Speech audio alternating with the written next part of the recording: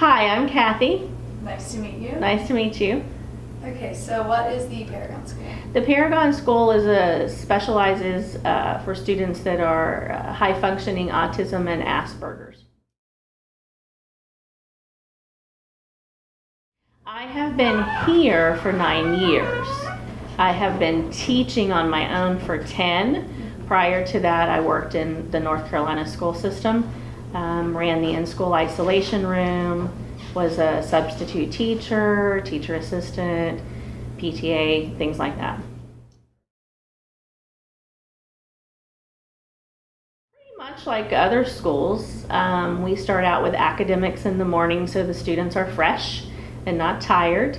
And our program that we have, I work with middle and high school students, and the program that I work with, we teach a lot of vocational skills and life skills, culinary, things like that, so they can take care of themselves, become as independent as possible, but get a job when they get older. That's the main idea. We want them to be able to get a job and function and be as normal as anybody can possibly be. Oh, they work at McDonald's, some go to McDonald's, some Longhorn.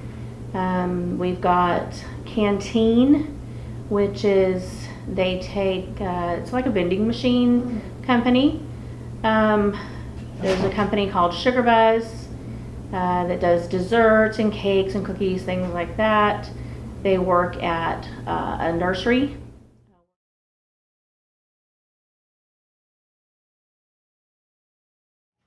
Watching them go off and be their own person. Taking the skills that the community, we are a community here at school. It's not about me. It's not about one individual teacher. The old saying that you hear, it takes a village, it really does. So watching our students leave, whether they finish the program and they graduate, or they've been here for a few years and are doing very well and want to try, maybe a regular private school or public school,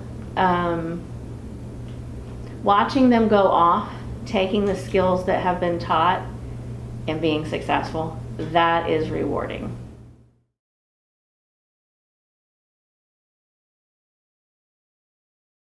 There is one that, there's lots, but there is one student who we worked with for a few years, and when that student came here was very demanding, had a lot of behavior problems, a lot of social problems. Academics wasn't even there. And we all, as a village, we all worked with the individual, and the parents worked with us as well. And that individual graduated from here and is living semi-independently, not in a group home, but in a community where he shares an apartment with others. He works part-time. He was able to go and apply and interview and get the job on his own.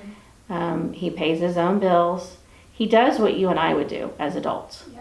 Now, mom and dad monitor from afar, but he's out there doing it. That would probably be my most favorite memory, is watching where he started, all of the progress that it took everybody collectively to help him with, and he's out there doing it all by himself.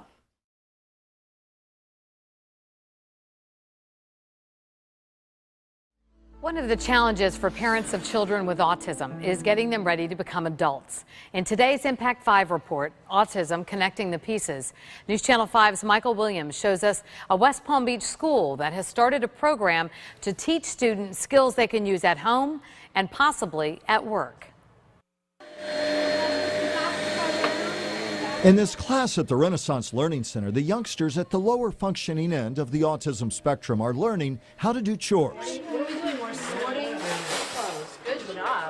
Most of the youngsters in this group are unable to speak, but with help they can accomplish tasks. Good job, Lincoln. Nice folding clothes. For example, 9-year-old Lincoln can fold clothes with the help of a folding board. We want them to be able to live independently without somebody there to prompt them through their daily, everyday skills. When it comes to developing the skills that can lead to independence, repetition is key. So we may be practicing these skills throughout the whole year. There's a small amount that we probably could practice these skills for about 2 to 3 months, and then they can move on to the next step. The next step can be to a class where they take the first steps toward vocational training. What do you need? Hammer. Okay, get hammer. This is where youngsters from ages 9 to 14 can get their first feel for work, such as sorting office supplies and stocking shelves. The teachers of the school will come around and give whatever group in here their list of supplies that they need for their classroom. Our students will have to count out, if it's 3 paper towels, count them out, put them on a cart, and deliver them to the classroom. Small skills now. Awesome work. Awesome. That could lead to larger accomplishments later. Michael Williams, WPTV News Channel 5. The students are given homework in these classes, and their parents run through the same drills with the youngsters to help reinforce the skills. I'd say it's a combination of direct instruction and differentiated instruction.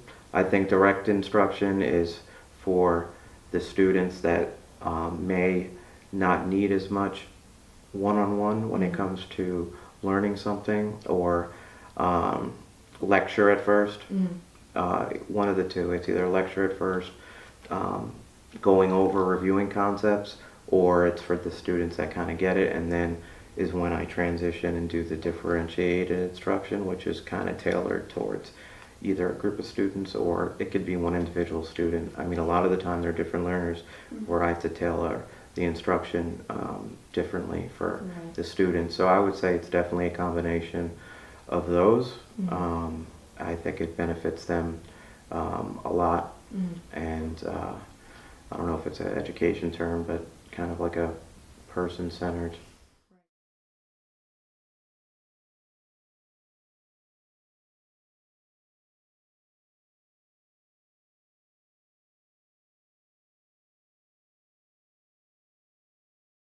My name's Janet Dyken, and I have been a special education teacher for the last 45 years, and work primarily in middle and high schools. Definitely more males. More males.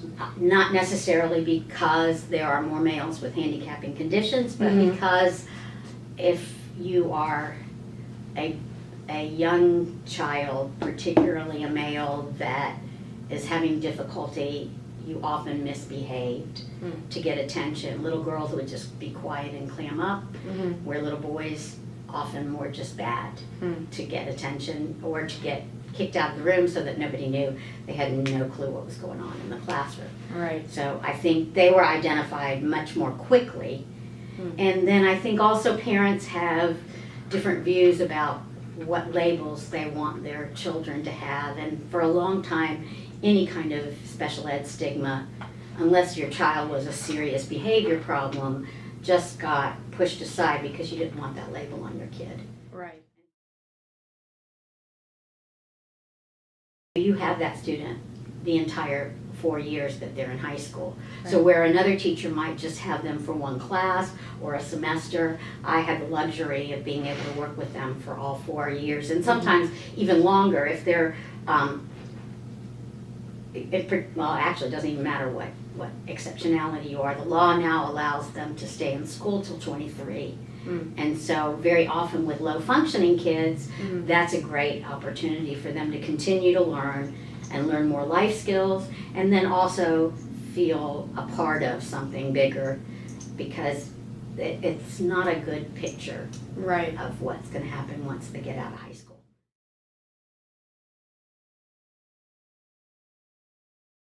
Adequate. Never. Those I two. always had to use. I spent untold amounts of money on supplies.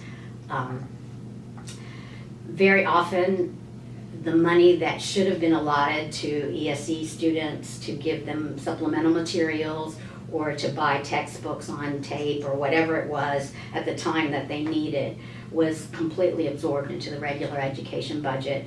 Right. Sometimes out of necessity. I mean, they were just as underpaid and under-resourced as we were. And when you have a kid in a regular classroom, particularly full-time regular classroom, Yeah. there are lots of materials that they need in that regular class, but they still don't get them.